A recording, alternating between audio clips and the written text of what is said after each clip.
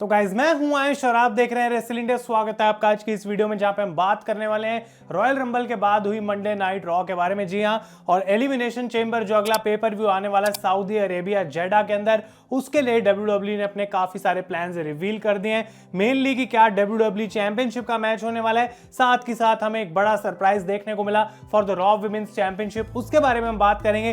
तो आप लोग अपने ओपिनियन शो के बारे में मुझे कॉमेंट्स में देना ना भूलें, और साथ ही साथ आप कॉमेंट्स में डिस्कस कर सकते हैं कि भाई क्या आज का शो आपके एक्सपेक्टेशंस के अकॉर्डिंग था या फिर नहीं था। क्योंकि मेरे हिसाब से आज काफी अच्छी रेसलिंग देखने को मिली और कुछ सरप्राइजेस भी देखने को मिल गए। तो ओवरऑल एक अच्छा शो था मेरे हिसाब से रॉ का, बहुत डिसअपॉइंट इसने नहीं किया, और हम सारी चीजें गाइस डिस्कस करेंगे। तो स्टार्ट होता है, बॉबी लैशली जो नए डब्ल्यूडब्ल्यू चैंपियन है वो बाहर आते हैं और वो सिंपली आके बहुत ज्यादा खुश लग रहे थे कि भाई फाइनली मैंने ब्रॉक लेसनर को हरा दिया है और अब सेलिब्रेशन का मौका है। लेकिन एडम पियर्स ने ये पहले ही अनाउंस कर दिया था कि बॉबी लैशली जेडा के अंदर यानी कि सऊदी अरेबिया में एलिमिनेशन चेंबर में अपना जो है टाइटल डिफेंड करेंगे 5 और सुपरस्टार्स के अगेंस्ट। तो बॉबी लैशली इस बात से बिल्कुल खुश नहीं थे कि पहले उनको ब्रॉक लेसनर से लड़ना पड़ा, इतनी मुश्किल से उनको चैंपियनशिप जीतने का मौका मिला, और जब सेलिब्रेट करने का टाइम आया तो उनको एक बार फिर से एक बड़ी सिचुएशन में डाला जा रहा है, और वो भी एक एलिमिनेशन चेंबर मैच में। तो वो इस बात से बिल्कुल खुश नहीं थे और क्राउड से पूछ रहे थे कि अब भाई ब्रॉक लेसनर कौन है, अब कॉन्करर कौन है, अब डब्ल्यूडब्ल्यू चैंपियन कौन है, बॉबी लैशली। तो ब्रॉक लेसनर आते हैं बाहर और वो बिल्कुल अपने रिंग गियर के अंदर थे कि भाई मैं तो लड़ने के लिए तैयार हूं, और वो रिंग में आके कहते हैं कि देखो बॉबी, तुम्हें भी ये बात पता है कि अगर रोमन रेंज और पॉल हेमन वहां पे नहीं आते और मेरे अगेंस्ट नहीं होते तो तुम मुझे कभी नहीं हरा सकते थे, ये बात हम सब लोग जानते हैं। तो ब्रॉक लेसनर यहाँ पे बोलते हैं कि भाई देखो बॉबी, मैं तो अपने बिल्कुल रेसलिंग गियर के अंदर आया हुआ हूं, क्यों ना हम एक रीमैच कर लें फॉर द डब्ल्यूडब्ल्यू चैंपियनशिप। तो बॉबी लैशली उस चीज के लिए बिल्कुल रेडी नहीं थे। एमवीपी कहते हैं कि इस चैलेंज को मैं कभी एक्सेप्ट नहीं कर सकता।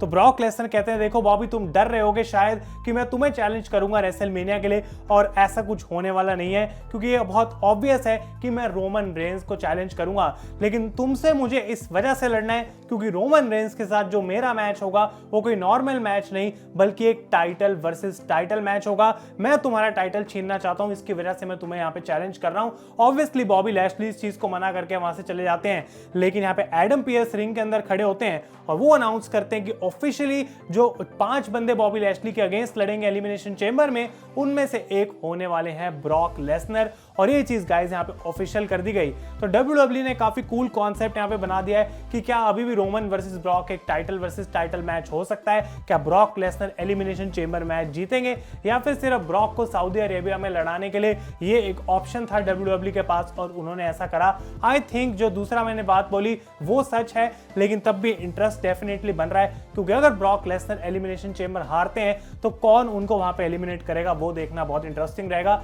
तो जो ओपनिंग थी शो की वो बहुत बढ़िया थी गाइस, और डेफिनेटली मुझे इनकी सेगमेंट पसंद आई।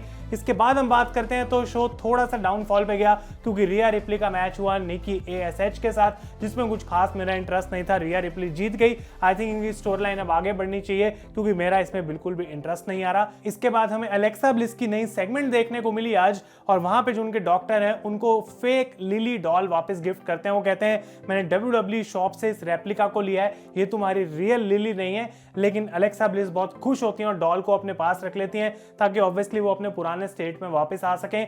अभी भी कोई हिंट नहीं मिला कि कब अलेक्सा वापस आ सकती हैं गाइस, लेकिन आई थिंक कि रेसलमेनिया में अलेक्सा ब्लिस डेफिनेटली एक मैच लड़ेंगी, किसके अगेंस्ट वो होगा देखना इंटरेस्टिंग रहेगा। इसके बाद मिज का मैच होता है डोमिनिक मिस्टीरियो के साथ, और एज आज के शो पे नहीं थे, तो अभी हमें क्लैरिटी नहीं है कि क्या एज का स्टेटस रहेगा रेसलमेनिया में, कौन उनके अगेंस्ट जा सकता है। लेकिन गाइस मिज यहाँ पे एक्टिंग करते हैं जैसे रे मिस्टीरियो ने रिंग साइड उनको अटैक कर दिया। रेफरी डिस्ट्रैक्ट होता है और डोमिनिक जो है रे मिस्टीरियो की तरफ देखने स्टार्ट हो जाते हैं, क्योंकि रेफरी रे मिस्टीरियो को यहाँ पे वापस इजेक्ट कर देता है, बोलता है भाई तुम बैक स्टेज जाओ, और इसका फायदा यहाँ पे मिज उठा के लगाते हैं स्कल क्रशिंग फिनाली, और उन्होंने डोमिनिक को यहाँ पे हरा दिया। तो आई थिंक कि रे मिस्टीरियो और डोमिनिक की जो स्टोरी लाइन थी स्प्लिट होने की, वो कहीं ना कहीं अभी भी चल रही है, लेकिन उतना फोकस उस पर नहीं करा जा रहा, और मिज और एज की स्टोरी डेफिनेटली खत्म हो गई आज की मंडे नाइट रॉ के शो से पता लगता है। इसके बाद हमें केविन ओवेन शो की ये सेगमेंट देखने को मिलती है, जहां पे गेस्ट गेस्ट थे उनके फ्रेंड सेथ फ्रिकिंग रॉलिंस, और वो एक बड़ी अनाउंसमेंट लेके आए आज इस सेगमेंट में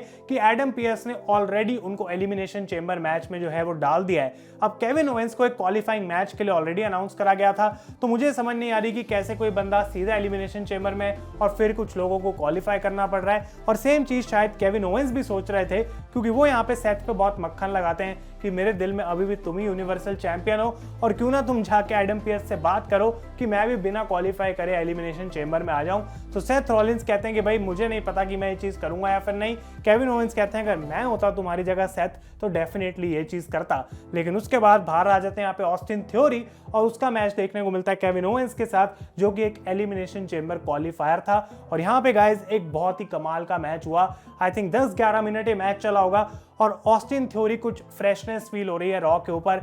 ऐसा लग रहा है कि कोशिश करी जा रही है एक नया स्टार बनाने की, और बहुत ज्यादा इन्वॉल्वमेंट है ऑस्टिन थ्योरी की। भले ही वो मैचेस को यहाँ पे बड़े मैचेस को नहीं जीत रहे, चैंपियनशिप्स नहीं जीत रहे, लेकिन उनको अच्छे से बुक जरूर करा जा रहा है। और यहाँ पे उन्होंने केविन ओवेंस को हरा दिया, एक बड़ी विक्ट्री उनको दी गई, और वो एलिमिनेशन चेंबर का पार्ट बन गए हैं। तो एक बड़े मैच के अंदर जब ऑस्टिन थ्योरी को रखा जाएगा तो उनको डेफिनेटली लाइमलाइट में आने का मौका मिलेगा। आई डोंट थिंक कि ऑस्टिन थ्योरी जीतने वाले हैं, लेकिन तब भी उनके लिए गाइस एक काफी बड़ा मौका है। तो रॉलिंस हैं एलिमिनेशन चेंबर में, लेकिन गाइस केविन ओवेंस अब नहीं है।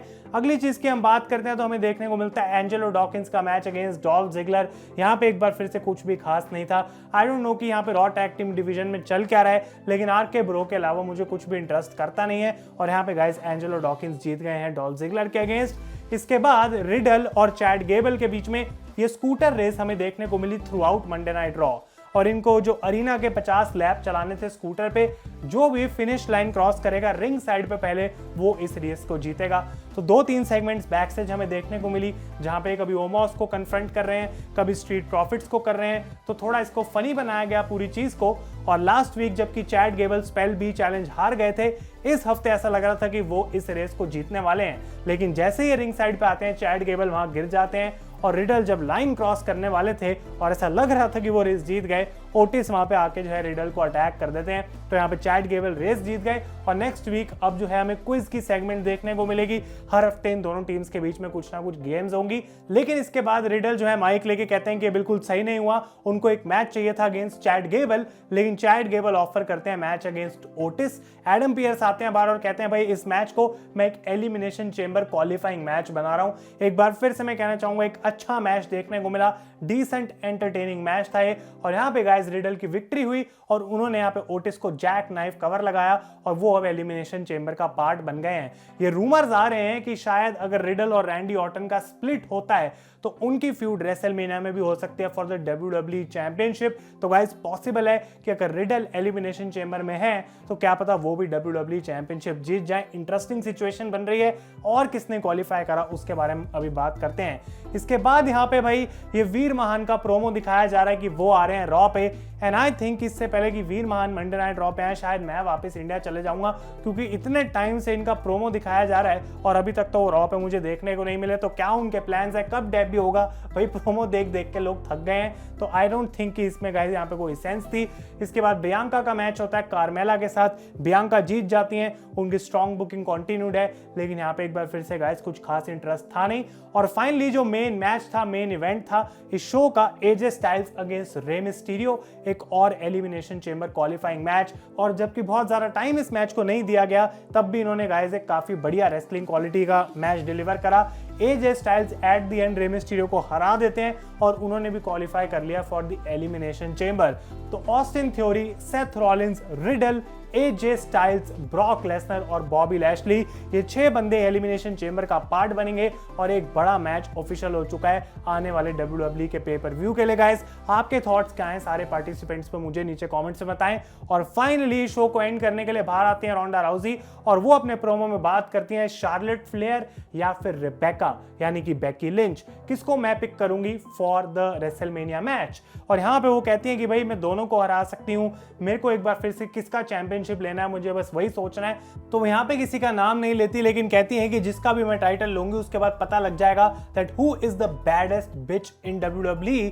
और जब वो वहां से जा रही होती हैं तो बेकी आ जाती हैं बाहर और बेकी यहाँ पे बोलना शुरू करती हैं कि भाई तुम क्यों किसी मतलब स्टार्टर जैसा मैच लोगी शार्लेट के अगेंस्ट, जब तुम एक मेन इवेंट जैसी बेकी बेकी लिंच जैसी सुपरस्टार के अगेंस्ट लड़ सकती हो। तो बेकी काइंड ऑफ बोल रही थी रोंडा को कि मुझसे मैच लड़ो, लेकिन रोंडा नहीं चाह रही थी रिवील करना कि किसके साथ मुझे मैच लड़ना है। तो बेकी एक दो चीजें और बोलती हैं, रोंडा एक आर्म ड्रैग लगाती है और कहती हैं इस फ्राइडे को तुम्हें पता लग जाएगा कि मेरा डिसीजन क्या है, जो कि काइंड ऑफ क्लियर कर देता है कि रोंडा राउजी शार्लेट फ्लेयर को पिक करेंगी। तो वो वहां से चली जाती हैं, बेकी लिंच अपना प्रोमो कंटिन्यू करती हैं और उनको गाइस यहाँ पे इंटरप्ट करने बाहर आती हैं और कोई नहीं बल्कि लीटा, और वो कहती हैं यहाँ पे बेकी तुम गोट हो, तुम बहुत बढ़िया रेसलर हो, लेकिन तुम एक फाइटिंग चैंपियन हो। तो बेकी कहती है डेफिनेटली मैं एक फाइटिंग चैंपियन हूं। तो लीटा कहती हैं अगर तुम चैलेंजेस सारे एक्सेप्ट कर ही लेती हो तो क्यों ना तुम मेरा चैलेंज एक्सेप्ट कर लो फॉर द एलिमिनेशन चेंबर। और यहाँ पे बेकी के पास कोई ऑप्शन नहीं था, उन्होंने मैच को एक्सेप्ट कर लिया गाइस, और WWE out of nowhere लीटा versus Becky lynch करने वाली है एलिमिनेशन चेंबर में for the raw women's championship. I think कि ये एक बहुत बढ़िया मैच नहीं हो, लेकिन भाई मेरे को देखना है डेफिनेटली, क्योंकि लीटा एक बार फिर से वापस आके एक प्रॉपर स्टोरी लाइन का पार्ट बन रही है। मैं भाई इस चीज के लिए बिल्कुल रेडी हूं। तो एक अच्छे नोट पे मंडे नाइट रॉ का एपिसोड खत्म हुआ। आपके क्या थॉट्स हैं एलिमिनेशन चेंबर मैच और Lita versus Becky Lynch, Charlotte versus Ronda Rousey जो कि अब ऑफिशियल होता हुआ दिख रहा है, और Roman Reigns versus Brock Lesnar for WrestleMania जो कि ऑलरेडी ऑफिशियल कर दिया गया WWE ने। अपने थॉट्स सारे बताएं मुझे कमेंट्स के अंदर, और अगर ये वीडियो पसंद आए इसे लाइक करें। तब तक के लिए thank you so much for watching. मैं हूं आयुष और आप देख रहे हैं रेसल इंडिया।